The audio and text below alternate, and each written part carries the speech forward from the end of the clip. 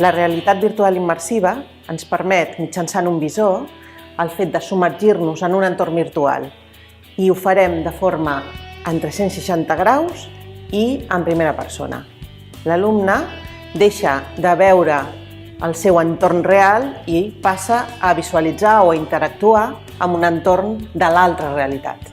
A la formació professional, aquests entorns virtuals es correspondran amb els entorns laborals que es trobarà l'alumne quan vagi a fer les seves pràctiques o la seva activitat professional i actuaran com un simulador d'espais.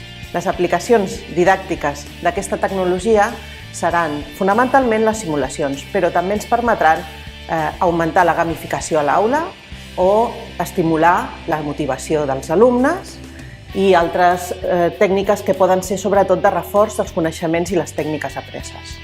Les noves càmeres de realitat virtual permeten el control remot a través del propi mòbil i graven en qualsevol format que sigui compatible amb aquestes xarxes socials de forma que el puguin visualitzar de forma fàcil a 360 graus. Des de diferents apps es pot accedir a aquests continguts d'una forma semi-immersiva que permet, mitjançant el control digital o senzillament desplaçant-te amb el propi mòbil, visualitzar aquests continguts des del teu mòbil, des d'una tableta digital, etc.